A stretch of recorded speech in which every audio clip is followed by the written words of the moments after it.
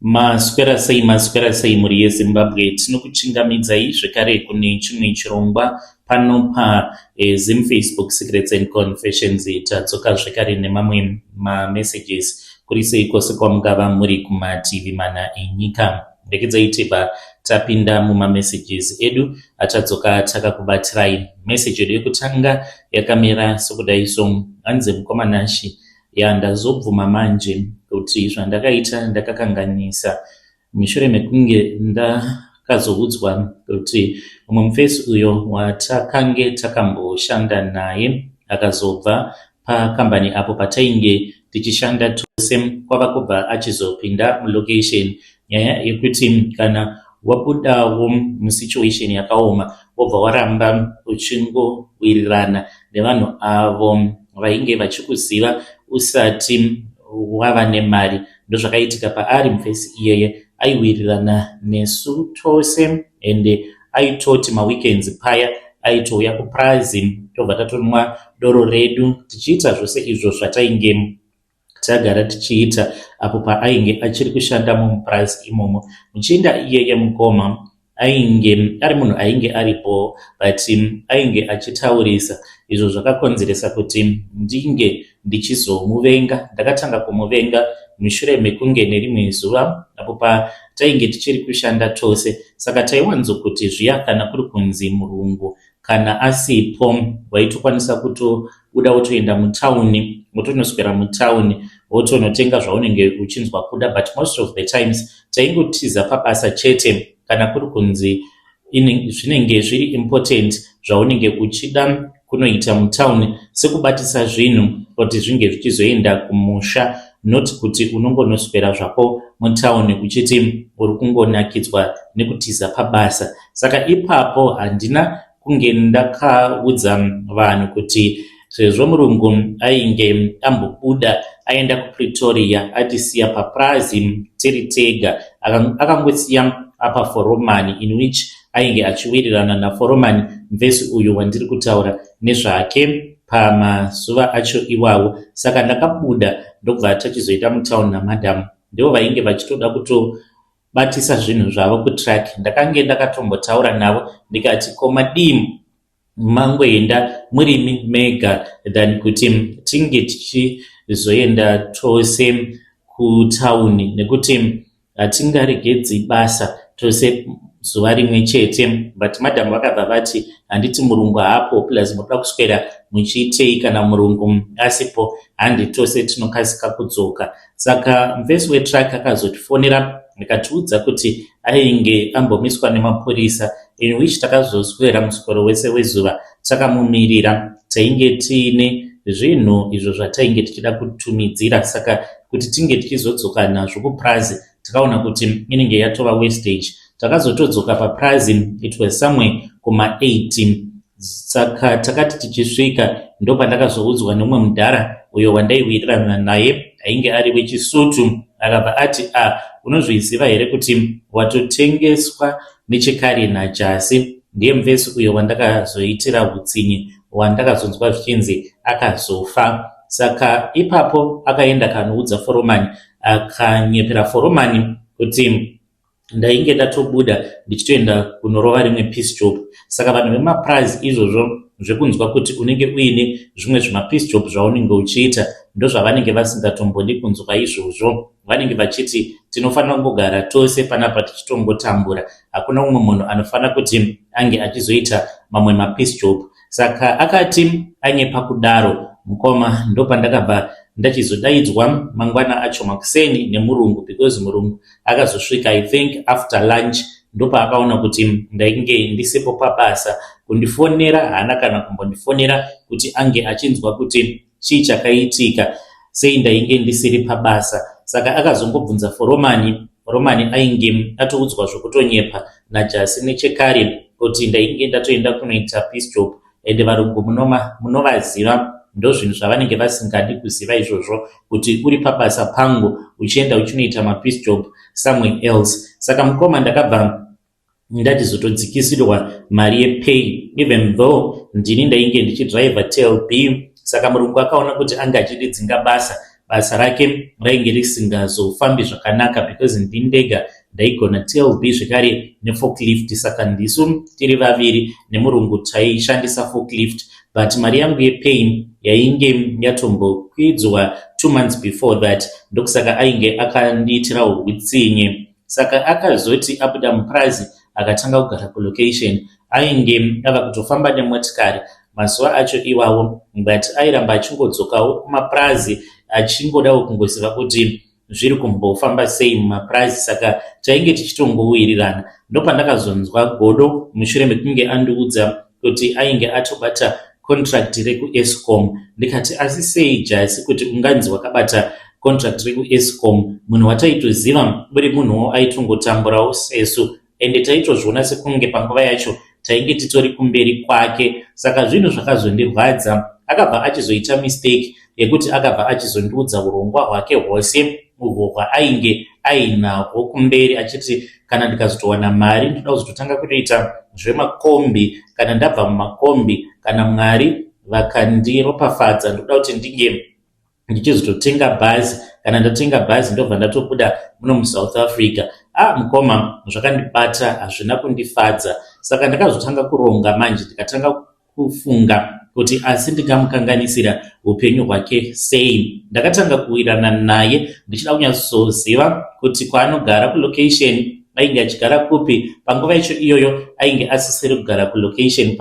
Pazvakazoitika ainge ava kutogara kumasebab, ainge atova nemhuri yake achitorarama kalife karipo. Akatombotitakura jasi uyu tikatoenda tose kumusha tiri mumotikari yake. Makore iwawo ainge ava kufamba nedrifter. Ndaitoona sekunge munhu ari kutondishainira, but munhu aitondionawo sekunge ndainge ndiri mumwe wake, achiti kana ndikanyatsokubata contract iri ndinenge ndichida kuti unge uchizova manager, but ndaitoona sekunge ainge achitondidzikisira. Ndainge ndichida kuti iye ange achizondisawo pachinzvimbo chekuti ndinotanga ranguwo business, even though ndainge ndisina kana zvandainge ndichiziva maererano nezvinhu zvavainge vachiita. Ndainge ndava nemukana wekusvika kana pamba pajasi chero mazuva andinenge ndichinzwa kuda. Saka ndaiwanzokuti maweekend zviya kana ndikanetsana nyangwe nemukadzi ndobva ndatoenda kumba pajasi. Pandakazobata information yezvimwe zvinhu izvo zvaainge achiita zvainge zvisiri pamutemo, this was after ndasvika pamba paainge achigara, ndobva ndachizoona kuti ainge aina vamwe tsano vake vaainge akatora, vainge vava kugara vose, avo vainge vasina hana yakasimba, vaingotaura zvose. Saka vakabva vatondiudza kuti mugaraji mainge muine tambo dzemagetsi idzo dzainge dzirimo dzainge dzichida kusvuurwa. Ndakatopindamo ndikatoona kutoti mainge muine tambo dzemagetsi idzo dzavainge vatori pakati pekutosvuura. Ndo mamwe madhiri avo avainge vachiita ekuba macables, but tambo idzi manje vainge vasingaiti dzekuchera. Ainge aine vanhu vaainge achiziva vekuEscom, saka dzaitoburitswa kutobva ikoko kwadzinochengetwa dzichinzi tambo idzi dzichazoenda dzichizonogadzirwa kwakati, dzichinogadzira kana kuine kunenge kwaita fault. Saka kopa iyoyo vaizotongotengesa even though dzainge dzichitori tambo dzainge dzichiri itsva. Saka vaiti kana vadzishura then vaibva vachizodzipisa dzobva dzamelta, vobva vachizoenda vobva vachizonodzitengesa. Ndakabva ndati ndo mukanaka uyu wandanga ndichida. Mwari wangu handizivi kuti mabva nepi. Ndakatanga kungobvunza vanhu in general kuti asi kana munhu achinzi anenge achiba tambo dzemagetsi, kana uchida kuripota unofanira kuti unge uchiita sei. Ndainge ndisingadi kungoudza mapurisa, ndaitoda kutoti ndinge ndichitotsvaka vanhu vekuti kana ndikavaudza nyaya iyoyo yaizotosvika kumberi. Nyaya yainge yavapo yainge iri yekuti ndainge ndava kuda kuparadza upenyu hwake. Saka ndakabva ndachizoenda kumaoffices kweimwe pati iyoyo mukoma mazuva acho yainge isati yatombova nemukurumbira. Imwe pati iyo yakatanga nazvo izvi zvekuti maforena anofanira kuti ange achienda. Muridzi wacho akatomboita meya werimwe guta saka ndokwandakaenda ikoko ndainge ndichitoziva painge paine maoffices avo kubranchi kwavo kudhuze nekuprazi uko kwandainge ndichishanda. Pandakatosvikapo pamaofisi ipapo, hana yainge ichitorova kuti ko vanhu ava kukana vakazondisungisa, but vakangoti vainge vachingoda detailed information about munhu uyo wandainge ndichida kumhangarira kuti maprojects ake ainge achiita maproject ei. Ndikatovaudza kuti ainge akandiudza kuti anoita zvekugadzira magetsi ende ainge achazotoita zvekutopiwa tender because iye aindiona sekunge I was like a brother to him, but asingatozvizivi kuti ndainge ndatova more like muvengi wake. Pane zvose zvandainge ndichimubvunza ndainge ndichida kungonzwa information kubva kwaari so that ndinge ndichikwanisa kuzomuisira pasi. Saka ainge akandiudza kuti painge paine umwe mukuru uyo ainge akapiwa tender, saka iye ainge achitomborina kambani yaingova kambani yezita cheche, saka ainge achida kupa umwe wangu uyu subcontract. Saka aitotaura mari dzekuma-million. Ndikati ndinofanira kuti ndinge ndichimuisidzira pasi. Vakazotora information iyoyo vakanoripota kuEscom, then ndokubva achizonetsana nemudhara uya akati ndiwe wakaita kuti ndinge ndichizoluza tender. Pamba pake pakazosvika mapurisa, but akapiwa tip off yekuti pamba pako pari kuuya mapurisa sezvo ainge achishanda nevamwe vekuEscom, saka vainge vava kutozviziva kuti pamba pake painge pachazonosechewa. Akabvisa tambo dzikawandiswa dzikaendeswa somewhere, but iye ainge atotiza. Akaenda kuZim, ndo patakazongotiwo painge pagumira sarungano, saka akazofa muchinda uyu mushure mekunge ndabudawo muprovince. Ndo pandakazongonzwawo kuti ndo zvakaitika. Kubva zuva iroro pandakaudzwa kuti akafa, mukomana chimumwoyo mangu handina zororo. It's like I am always restless panguva yose. Dzimwe nguva ndinotomboita mapanic attacks. Ndainge ndisingatozvizivi kuti ndava kuita mapanic attacks. Ndakazozviziva mushure mekunge ndadonha ndiri kubasa. Murungu wangu akandibvunza kuti chii chainge chaitika. Ndakamuudza kuti ndainge ndanzwa sekunge ndainge ndichibayiwa pachesti pangu, uye zvekare ndichinzwa kuti makumbo angu ainge achipindwa nechando nekuzarirwa, uye zvekare ndikufunga zvinhu zvakawanda panguva imwe chete ndisingakwanisi kukontrola izvo zvandainge ndichifunga. Ndikabva ndachizoudzwa nemurungu kuti mapanic attacks. Izvezvi nditori nemapiritsi awo andinogara ndichinwa, saka ndizivi kana zviri kukonzereswawo nezvandakaita, but mukoma makore ose awa ndaiti hazvina kana basa, yaingova revenge. But handina kuziva kuti ndakatomukanganisira upenyu hwake kusvika palevel rakadaro. Bottom line chandiri kuda kungotaura ndechekuti usaudza munhu about my achievements ako, kunyange vanenge vari very close kwauri, because tiri vanhu venyama tinokanganisa. Unokwanisa kunge wakakanganisira munhu in the past, asi anenge akangomirira nguva chete yekuti kana akangopiwa kanguva naMwari anobva akuparadzira upenyu hwako, sezvandakaita kuna Jasi. Kwauri ikoko Jasi, ndinongoti ndiregerere shamwari. Kana uriwe uri kuzvikonzeresa kuti ndinge ndichiva nedenda iri randiinaro, ndiregerere, because ndinewo vana vandiri kufanira kuti ndinge ndichikwanisa kuzochengeta. Zviri nani kana ukandiudza zvaunenge uchida, kana paine huripwa hwaunenge uchida, ungouya kwandiri Jasi undiudza zvauri kuda. Yo vedare ndo message iyo yandakatumidzirwa ichibva kuna mukoma vedu. Zvakangooma nazvo vedu we, asi vari kuti bottom line hazvisi zvose zvaunofanira kuti unge uchingoudza everyone, even your best friend. Unofanira kungonyarara hanzi about mamwe ma-achievements. Tell me what you think in the comment section. Kana wakamboita kana kuitwa utsinye, you can come to our inbox and you can share with us your side of the story. Ndegedzaiti bataenda panyedu inotevera. Hanzi mukoma makadii zvenyu? Isuwo takamborobha rimwe bhazi reCrossborder mainge muri muna December. Saka mweya wemukadzi uyo umwe akazofa. After that haana kufirapo ipapo pakaitika robhari, akazotofa, ende ndainge ndisingatomuzivi mukadzi uyu. and ari kundishayisa zororo. Handisati ndakambotaura nezvayo nyaya iyi, ndichangoti ndiri Botswana but nditori kune imwe nyika. Handisati ndaiudza nyaya iyi kumukadzi wangu, kumapurisa. Haiiti kuti unge uchizoudza mapurisa. Uye zvekare ndakamboenda kumaprofita pane umwe uyo akanonhonga tsono akati pane munhu ari kukutevera. I am afraid to talk about it because it involved crime iyo yakaitika. Saka zvakaitika mukoma ndezvekudai, ndichachinja gore racho zvakaitika. Ndichati mainge muri mugore ra2016. At that time ndainge ndiri desperate. Ndainge ndakabva mukudzingwa basa kuma warehouse kwandainge ndichishanda muSouth Africa. Chakaitika mukoma ndechekuti passport yangu yainge ine permit yefake. Saka murungu akazozviona ndokubva ndachizodzingwa basa. Apa kumba vana vangu vainge vatori kuma boarding school because pa warehouse ipapo ndaitowana mari yakawanda, ndainge nditori manager. Zvinhu zvakatanga kuoma, rent was overdue. Ndaigara ndichingofonerwa nevanhu vezvikwereti. Ndakasvika pakuita BP, ndikafunga kuda kuzviuraya, and I told myself kuti I had failed as a man. Mudzimai ainge asina kujaira chinonzi nhamo. Ndopandakabva ndachizotaura nevamwe sekuru vangu ava vainge vari munhu uyo wataitoziva kuti kubva vachiri kuZim vachizoenda kuSouth Africa vaiva munhu uyo ainge achiita zvepamotikari ende vainge vatori an armed robber. Saka pandakanotaura navo vakabva vati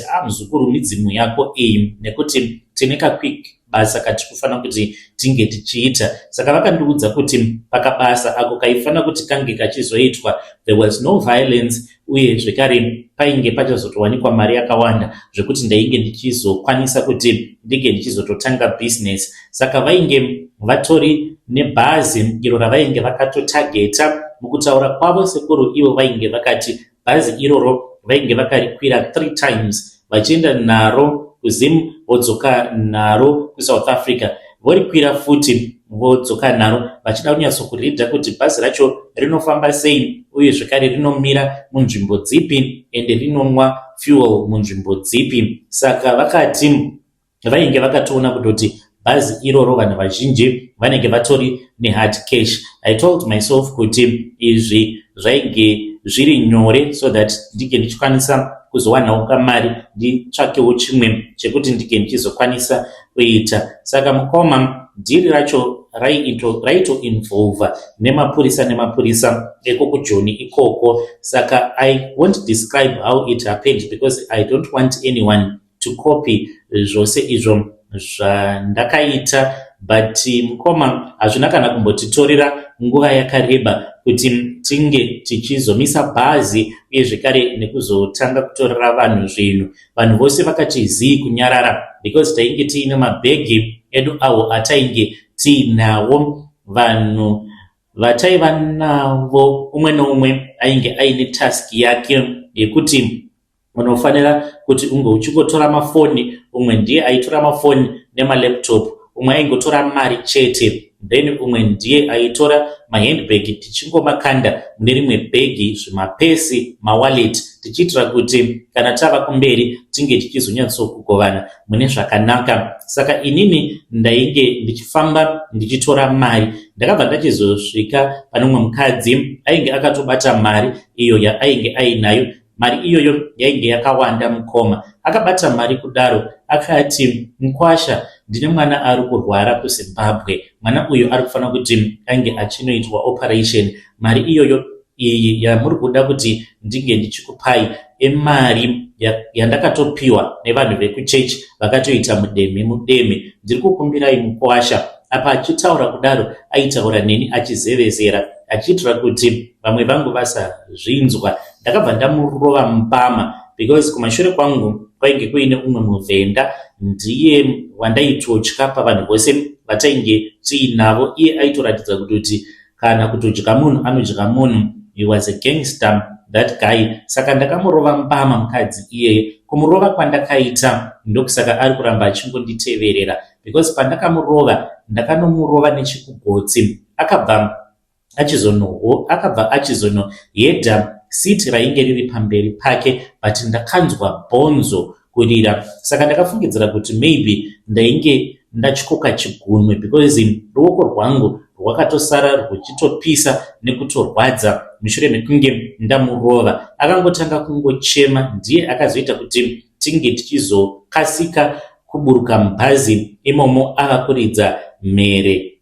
Ndakati ndichiburuka mubhazi, mukadzi iyeye ndakangomutarisa ka1 but vanhu vainge vatomuunganira ndokubva tatongoenda kumotikari kwedu tikatiza, asi paiva neumwe uyo watainge tiinaye ndiye akaenda akanodongorera akaona kuti ainge achiri mupenyu asi ainge achichema chete musoro wake uri kurwadza. Akati kune vanhu vose garai pasi otherwise ndinosiya ndakupfurai nepfuti. Tapinda mumotikari mukoma, takabva tachizoenda kune imwe imba iyo yainge itori padhuze nepatainge taitira zvinhu izvozvo, then ndokubva tachizotanga kusheya mari yandakawana ipapo handingatauri hangu kuti yainge iri marii. Saka takabva tachizotokrosa border tikatoenda kuZim. A couple of days later takaita zvokushandisa matrack because takati hatingashandisi makombi kana kuti mabhazi.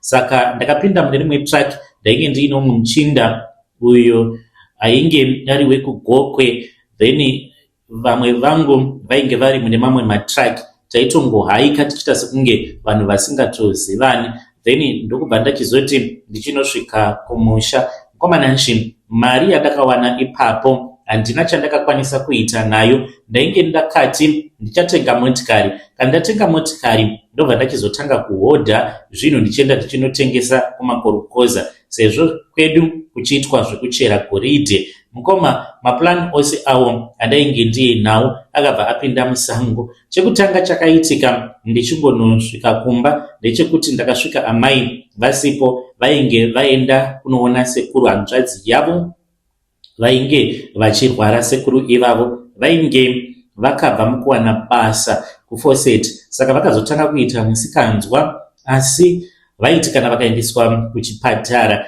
vainge vasingabatwi HIV, vaitongonzi vane growth mudumbu but HIV isingabatwi. Wainyatsokutoona kutoti munhu uyu masymptoms awo ainawo masymptoms HIV but yainge isingakwanisi kubatwa nemadoctors. Vabereki vangu womukoma vainge vapedza mari vachiedza kuti vange vachirapisa sekuru. Dai ndisina kuenda komukoma, ndikadai ndisina kuzotambisa mari yangu pakunorapwa kwakaitwa sekuru, ndakatevera ndichida kunovaona kuti vainge vari sei. Ndasvika paground ndakaona kuti mumba vainge musina kana chikafu, sezvo ndainge tiine mari because mari yangu ndaifamba nayo iri mukabhegi, ndaiva ndiine sechel iyo yandainge ndakatenga. Saka ndaiti pose pandinenge ndiri mari yangu ndinenge ndiinayo. Ndasvika ndikaona situation yainge iri paground ndokubva ndachizotenga chikafu ndikapa zvekare gogo imwe mari. Ndakabva ndachizotanga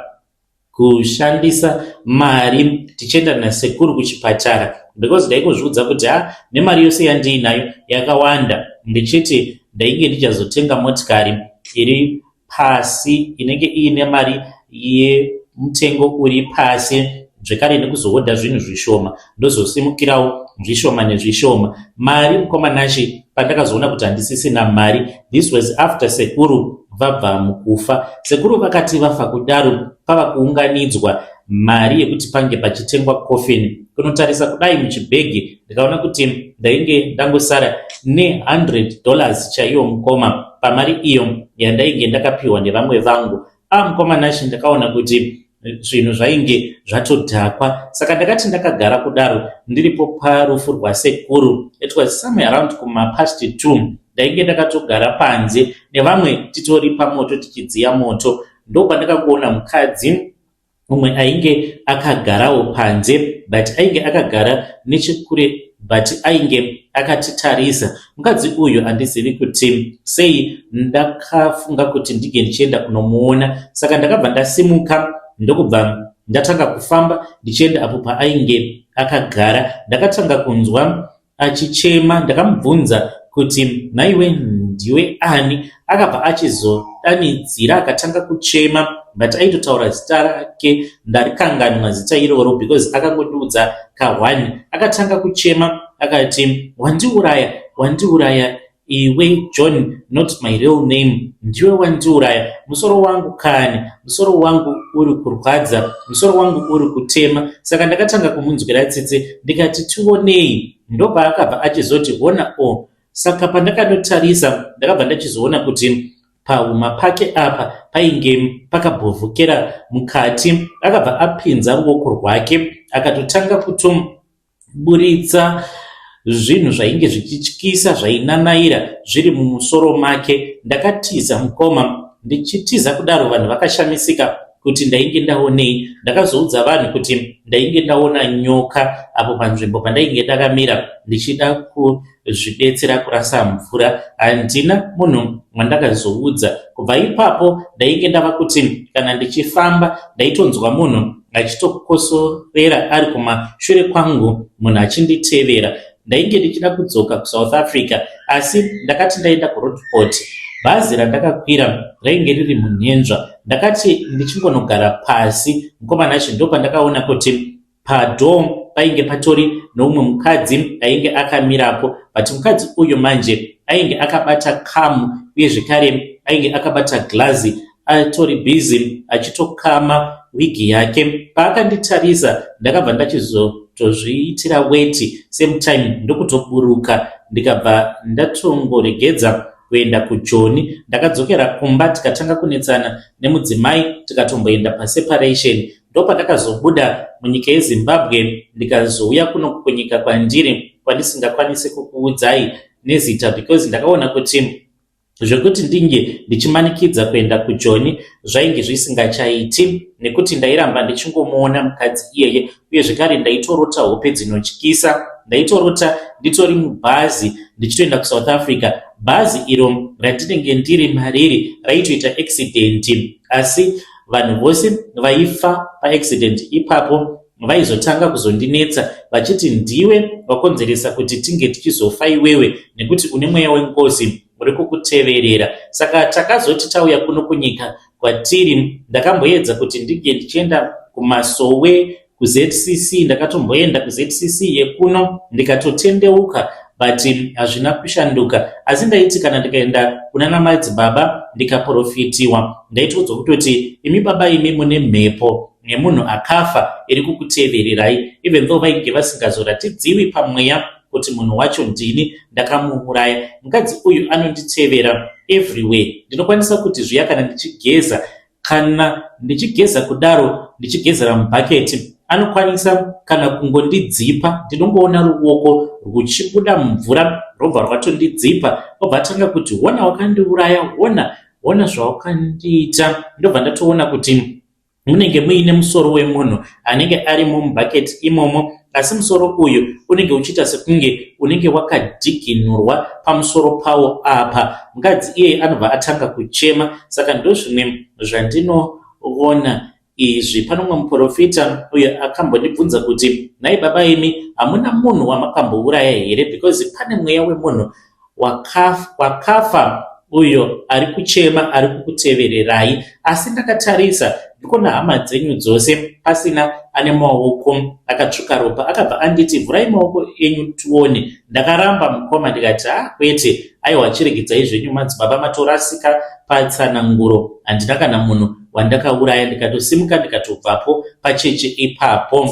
Ndakabhoedza futi kunamatirwa nevamwe pasta, vakatanga kubvunda pasta ivavo pavainge vachindinamatira. Havana kuzoramba vachienderera mberi vachindinamatira. muNamibian vainge vauyawo kuno kunyika kwandiri. Saka handizivi mukomana wacho kuti ndingabatsirika nawo sei. Kana muine vanhu vamunoziva, especially n'anga dzekunana Chipinge, uko kwatinonzwa kuti kune n'anga dzine masimba, kana kuri kunzi munhu uyu anofanira kuti ange achimbotsipikwa. Kutsipika munhu hakuna kuipa, nekuti unenge uchida kuti ukwanise kushanda. Zvaizvezvi kunyange zvikanzi ndikaenda kuhama dzake, sezvaari kutaura kuti kana wava kuda ndichakuudza zita rangu, usaita zvekundimanikidza kuti ndinonzani. Anowanzokubudira pamwana wangu musikana achitaura. Mwana wangu uyu anongoti zviya kana kuri kunzi tikasara tiri tega mai vacho vasipo padhuze, ndopaanobva angoti saka nhai uri kufungei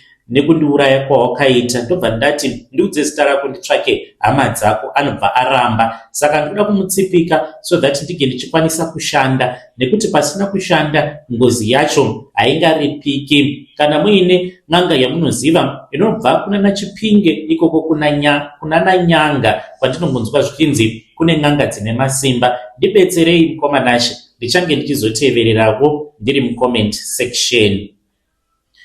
Vedare ndo message iyo yandakatumidzirwa ichibva kuna mukoma vedu. Zvakangooma nazvo vedu we, munobvumirana nazvo here zvataurwa namukoma vedu? Hanzi munhu anotsipikiwa nekuti unenge uchida kuti unge uchiwana mukana wekushanda. Hanzi anotaimira apo patinenge tiine mwana wangu musikana, hanzi mwana anongonditarisa obva ati saka nhaiwe kundiuraya kwawakaita uri kufungei nazvo? Yo, zvakangooma hazvo vedu we. Strange things they do happen in this world.